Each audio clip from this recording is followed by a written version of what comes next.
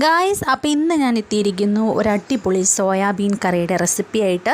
അപ്പോൾ ഇത് എന്തായാലും നിങ്ങൾ മസ്റ്റ് ആൻഡ് ട്രൈ ചെയ്ത് നോക്കണം. അടിപൊളി കറിയാണ്. പോരാത്തതിന് നമ്മുടെ ഹെൽത്തിനും വളരെയധികം ബെനിഫിറ്റുള്ള നല്ല ഒന്നാണ് സോയ എന്ന് പറയുന്നത്. ഒരുപാട് മിനറൽസും വിറ്റാമിൻസും ഉണ്ട്. അപ്പോൾ ഈ കറി എല്ലാവരും ട്രൈ ചെയ്ത് നോക്കണം കേട്ടോ. ബീഫ് കറിയുടെ അതേ ടേസ്റ്റ് നമുക്ക് കഴിക്കാൻ പറ്റുന്ന കറിയാണ് കേട്ടോ. വെജിറ്റേറിയൻസിനൊക്കെ വളരെയധികം ഹെൽപ്ഫുള്ളായിരിക്കും ഈ ഒരു റെസിപ്പി എന്ന് പറയുന്നത്. നമുക്ക് ആദ്യം സോയ തലേ ദിവസം വെള്ളത്തിലിട്ട് കുതിർത്തിട്ട് എടുക്കാം. അല്ലെങ്കിൽ നമ്മൾ കറി വയ്ക്കുന്നതിന് 10 മിനിറ്റ് മുമ്പ് നല്ല തിളച്ച വെള്ളത്തിലിട്ട് എടുത്താലും മതിയാവും. സോയ സോഫ്റ്റ് ആവാൻ വേണ്ടിയിട്ടാണ് നമ്മളിങ്ങനെ ചെയ്യുന്നത് കേട്ടോ. എന്നിട്ട് നന്നായിട്ട് പിഴിഞ്ഞെടുക്കുക.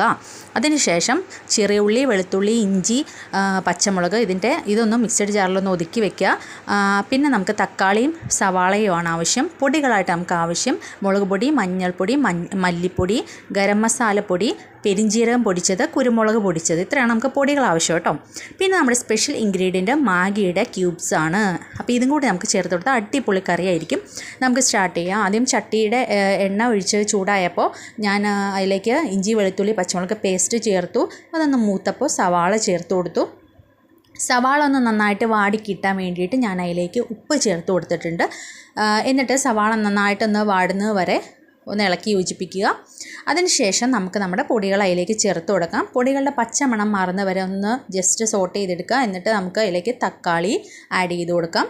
തക്കാളി ഒന്ന് വാടാൻ വേണ്ടി കുറച്ചൊന്ന് വെള്ളം ഒഴിച്ച് കൊടുത്തിട്ടുണ്ട് കേട്ടോ ഗൈസ്. അതിനുശേഷം തക്കാളി വാടിയതിന് ശേഷം വേണം നമ്മുടെ മാഗി ക്യൂബ്സ് അതിലേക്ക് ഇട്ട് കൊടുക്കാൻ. എന്നിട്ടൊന്ന് ഇളക്കി കൊടുക്കുക.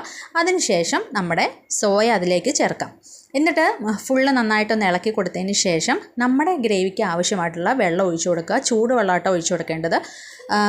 അപ്പോൾ അതിനുശേഷം അതിൻ്റെ മുകളിൽ കുറച്ച് കറിവേപ്പില കൂടി ചേർത്ത് വെച്ച് നമ്മൾ അടച്ച് വെച്ച് ഒരു 10 മിനിറ്റ് വേവിക്കുക. അപ്പോഴേക്കും നമ്മുടെ സോയൊക്കെ നന്നായിട്ട് വെന്തിട്ടുണ്ടാവും. അതിനുശേഷം നമ്മൾ താളിച്ചൂട്ടുകയാണ് ചെയ്യുന്നത്. കടുകും വറ്റൽമുളകും കറിവേപ്പിലയും ചേർത്ത് താളിക്കും.